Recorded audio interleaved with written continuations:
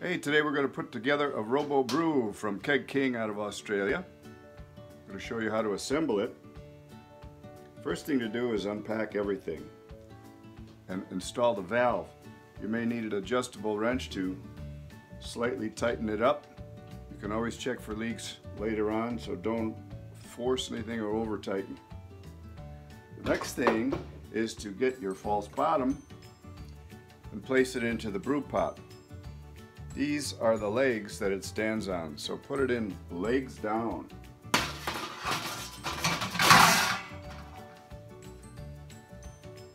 Next is to take the malt pipe,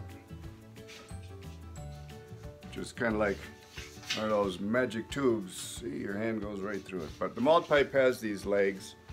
It will rest on the rods that you'll see at the top of your brew pot. Now when you want it to go down into the pot,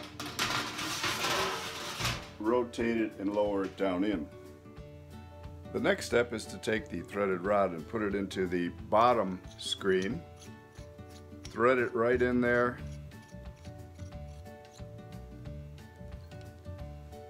Then take the extension rod with the clips down onto that. And the little rubber black cap goes over that. That cap will remain on there when you put your grain in so that the grain doesn't go into the pump assembly. Lower that down.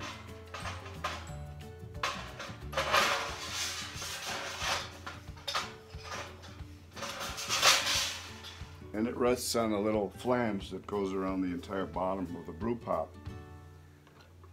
Now assembling the pump arm, you'll see that there's a silicone O-ring and a small sleeve or cap. That cap goes right over the bottom of the assembly arm pipe. With gentle pressure, push it into the threaded pump rod and tighten it down using this black wheel. Again, don't over tighten, because once you're familiar with its assembly, you're going to wash everything to make sure it's clean. Then you're going to put water in it to test the system out, make sure there's no leaks and that you understand the process before your first brew. You don't want to get stuck in the middle of a first brew and not understand what this RoboBrew can do. You'll also see that there's a blue valve which controls the on-off. There's a ball valve inside the pump arm assembly. When the stem of that valve is in line with the pipe, it's open. Leave it closed until you're ready to test it with liquid in it. And when you turn the pump on, then you can open it up to adjust the flow up top. We're not going to go through the brew process today because there's a lot of YouTubes out there that'll take you through that. This video is concerned with assembly. But once you get to brewing, you're going to put your grain and water in here. Take that black cap off of the extension rod. And this top screen, which has the silicone seal around the edges, has two handles. Those are for the top. They will go inside the malt pipe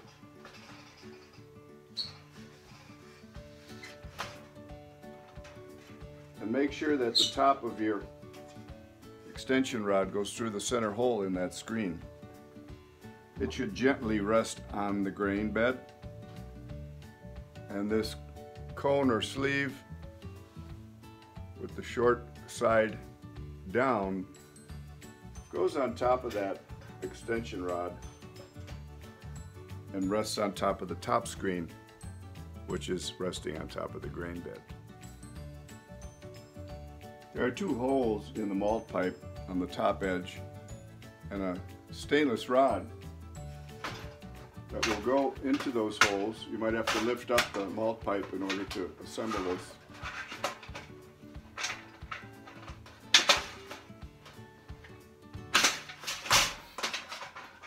That rod is there to enable you to lift the malt pipe up and lower it down into the brew pot.